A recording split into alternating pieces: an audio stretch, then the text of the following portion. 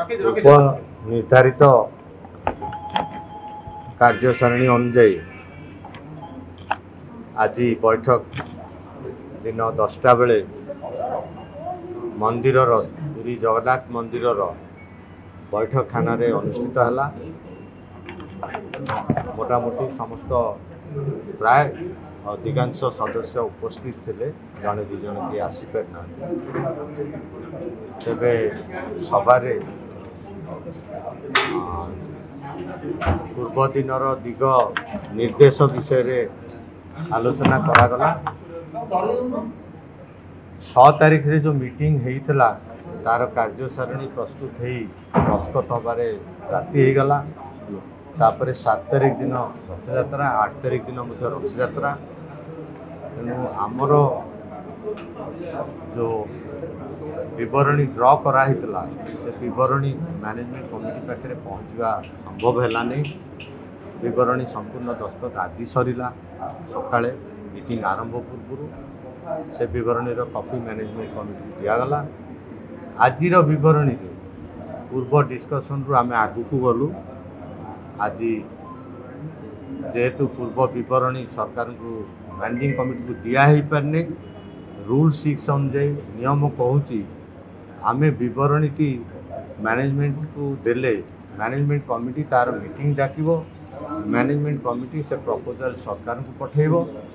सरकार को निर्देश आसिले ही रत्न भंडार खोला ही पारिब। या सांगे आउटे कोण भी थिला एसओपी मध्य सजेशन आम उपर दायित्व दि जाइए। एसओपी रो सजेशन आम दबू देले सेटा मैनेजमेंट कमिटी ताको पठेबे सरकार पाखक। ताकर जदि आउ किछि ऐड करिवार थाए ताको करिके पठेबे। सेटा सरकार अप्रूव हवा आवश्यक रही। तेणु आज विस्तृत विचार करागला एसओपी उपरे एवं सर्वसम्मति क्रमे 14 तारीख रे यही मासर 14 तारीख रे ताला खोला जीवो। रत्न भंडार भीतर रत्न भंडार ताला खोला जीवो बोली सर्वसम्मति क्रमे सरकार को अनुरोध करबा पई निष्पत्ति नियागला। प्रोसीडिंग अकॉर्डिंगली ड्र करा जायछि। चाबी खाली खोला जीवनी, चाबी खोला जीवो जेकोसी मते खोला जीवो ए निष्पत्ति मध्य हेछि। तत्संक्रांत रे आवश्यक एसओपी मध्य आम ड्र करिछु। विभिन्न प्रकार कार्यक्रम रही। तेणु विभिन्न प्रकार एसओपी ड्र करा जायछि। आमे संपूर्ण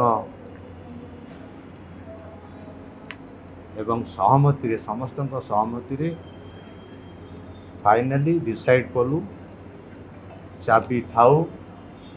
जो चाबी अच्छी से चाबी रे खोलु न खोलु जेकोसी प्रकार आम से दिन ताला सरकार 14 तारीख को अप्रूव करदे ताला आम से दिन ताला खोलू।